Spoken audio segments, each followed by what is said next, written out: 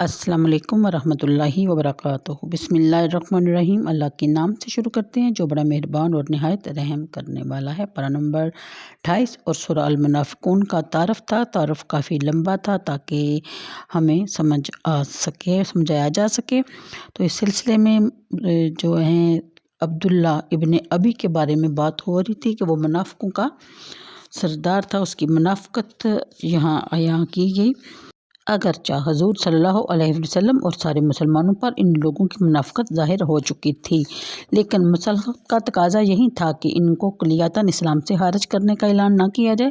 بیرونی دشمنیوں سے جنگوں کا سلسلہ جاری تھا، اس لیے مدینہ کے اندر ایک دوسرے محاذ پر جنگ کا آغاز مناسب نہ تھا۔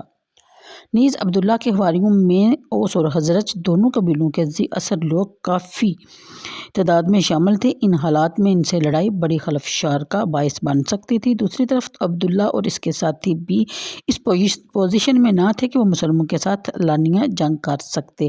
انہوں نے بھی یہی مناسب سمجھا کہ مسلمانوں کے ساتھ مل جل کر رہیں اور اس طرح وہ مسلمانوں سے ہر طرح کا مفاد بھی حاصل کر سکتے ہیں اور انہیں مناسب موقع پر مؤثر طریقہ سے گزند بھی پہنچا سکتے ہیں۔ یہی حالات تھے جب غزوہ بنی مصطلق کی نوبت پیش آئی اور دوسرے اہل ایمان کے ساتھ عبداللہ اور اس کے پارٹی کے لوگوں کو بھی شرکت کا موقع مل گیا۔ اس سفر کے دوران رئیس المنافقین عبداللہ بن ابی نے مسلمانوں پر دو ایسے مہلک وار کیے کہ اگر اللہ تعالیٰ کا خاص لطف و کرم مسلمانوں کی دستگیری نہ فرماتا تو مسلمان ان مہلک واروں سے جانبر نہ ہو سکتے۔ ایک واقعہ جس کے متعلق آپ سورہ نور میں پڑھ چکے ہوں گے، دوسرا یہ واقعہ جس کی تفصیل اب پیش خدمت کی جا رہی ہے۔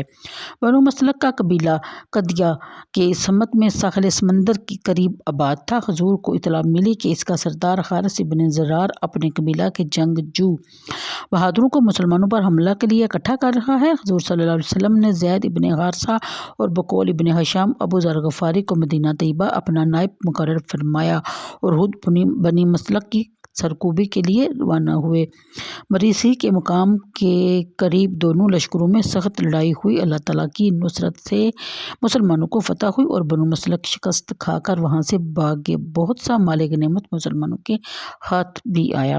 فتح کے بعد حضور صلی اللہ علیہ وسلم نے چند روز اسی جگہ پر قیام فرمایا تاکہ مسلمان مجاہد جنگ کی تھکاوٹ کو دور کر لیں اور واپسی کے سفر سے پہلے تازہ دم ہو جائیں۔ اسی اثناء میں ایک خطرناک واقعہ رونما ہوا۔ حضرت عمر رضی اللہ تعالیٰ عنہ جہاجہ ابن مسعود غفاری کو بطور خدمت گار اپنے ہمراہ لے گئے تھے تاکہ آپ کے گھوڑوں کی دیکھ بھال کرے۔ جہاجہ کنویں پر پانی لینے کے لیے گئے تو ان کا ایک شخص سنان بن غبرالہ الجہنی سے پانی بھرنے پر جھگڑا ہو گیا۔ بات بڑھ گئی اور ہاتھا پائی تک نوبت جا پہنچی۔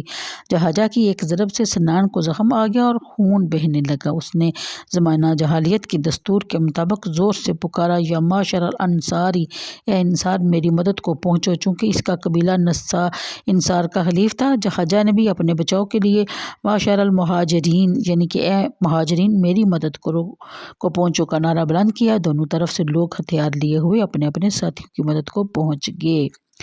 قریب تھا کہ مسلمانوں کے دو گروہوں میں جنگ چھڑ جاتی اور بنی مصطلق پر انہیں فتح جو حاصل ہوئی تھی وہ شکست میں بدل جاتی۔ حضور اپنے خیمہ سے جلدی تشریف لے آئے اور دونوں فریقوں کو مخاطب کر کے فرمایا، یہ تم نے جہالت کے نعرے لگانے کیسے شروع کر دی ہیں؟ اسلام قبول کرنے کے بعد جہالت کی پکار بڑی بری بات ہے، یہ بڑی گندی چیز ہے۔ حضور صلی اللہ علیہ وسلم کی اس مداخلت سے فتنہ فساد کے بھڑکتے ہوئے شعلے سرد ہو گئے۔ سنان جہاجہ کو معاف کر دیا اور معاملہ رفع دفع ہو گیا۔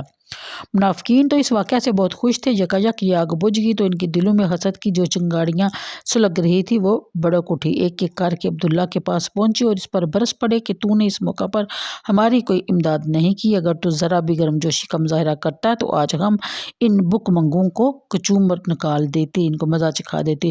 معلوم ہوتا ہے کہ تم بھی اب ان کی طرفدار بن گئے ہو اور ہماری وہ توقعات جو ہم نے تم سے وابستہ کر رکھی تھی تم نے ان پر پانی پھیر دیا ہے۔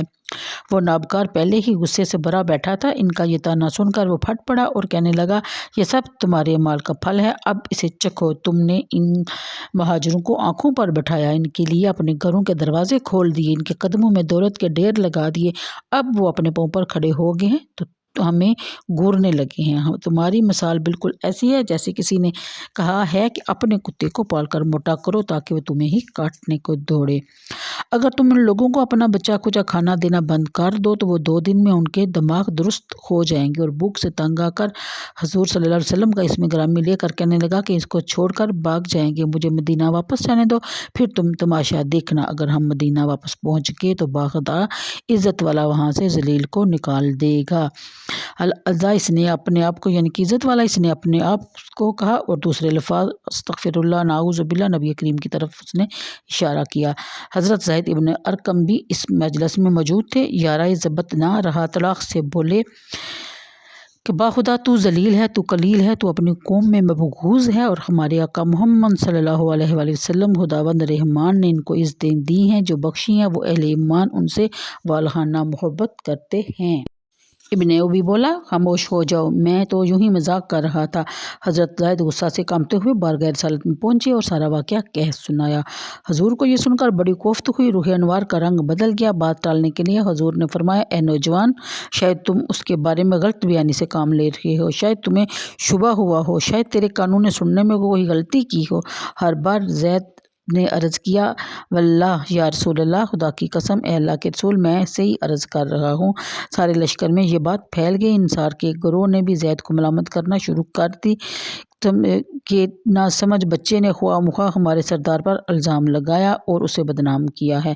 حضرت زید نے کہا، باخدا جو میں نے اپنے کانوں سے سنا وہی میں نے بتایا۔ حضرت عمر رضی اللہ تعالیٰ عنہ کو جب علم ہوا تو خدمت اقدس میں حاضر ہوئے، عرض کیا، میرے آقا مجھے اجازت دیجیے کہ میں اس منافق کی گردن اڑا دوں۔ اگر میرا اس کو قتل کرنا مصلحت کے خلاف ہے تو خود انصار میں سے معاذ ابن جبل یا عبادہ ابن بشر یا سعد ابن معاذ یا محمد ابن مسلمہ کو حکم فرمائیے کہ وہ اس کا سر قلم کر دیں۔ اللہ کے محبوب نے فرمایا، ایسا نہ کرو، لوگ کہیں گے کہ محمد اپنے ساتھیوں کو قتل کر رہا ہے۔ اس کے بعد حضور نے فوراً کوچ کا حکم دیا اور 30 گھنٹے تک لگاتار سفر جاری رہا، نہ رات کو آرام نہ دن کو قیلولہ۔ لوگ تھک کر چور ہو گئے۔ جب حضور نے ایک جگہ قیام فرمایا تو لوگ سواریوں سے اترے اور اترتے ہی زمین پر لیٹ گئے اور گہری سو گئے۔ مقصد یہ تھا کہ مرسی کے کنویں پر جو سانحہ ہوا تھا لوگوں کی توجہ اس کی طرف سے ہٹ جائے۔ راستے میں حضرت اسید بن حضیر نے عرض کیا، یا رسول اللہ، اس وقت بے وقت سفر کا سبب کیا ہے؟ پہلے تو حضور کا یہ معمول نہ تھا۔ ارشاد فرمایا، تمہیں علم نہیں کہ عبداللہ ابن ابی نے کیا گل کھلایا ہے؟ انہوں نے اپنے لا علمی کا اظہار کیا تو حضور نے اس منافق کی زبان سے نکلا ہوا ہر جملہ دہرایا اور وہ بصد ادب عرض پر دراز ہوئے، یا رسول اللہ، خدا کی قسم، عزت والے تو آپ ہیں اور وہ ذلیل ہے، آپ جب چاہیں اسے نکال سکتے ہیں۔ رفتہ رفتہ اس بات کا چرچا سارے لشکر میں ہو گیا۔ تمام انصار کو بھی اس کی گستاخی کا علم ہو گیا۔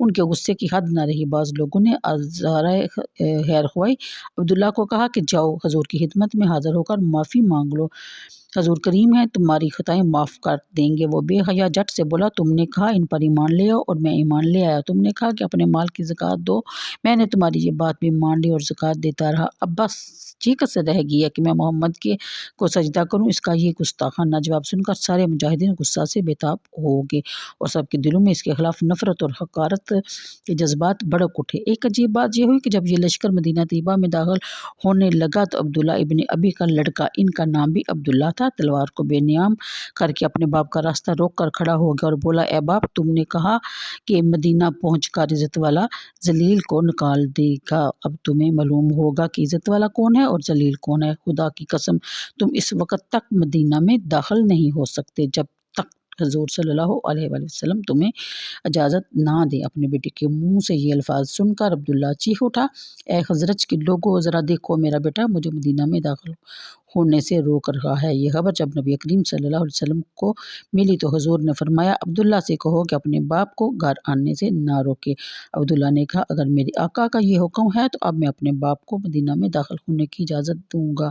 اس وقت حضور صلی اللہ علیہ وسلم نے حضرت عمر کو فرمایا کہ اے عمر، اگر تم اس وقت اس کو قتل کر دیتے تو انصار کے کئی لوگ ناراض ہوتے، آج اگر میں چاہوں تو اسے قتل کیا جا سکتا ہے۔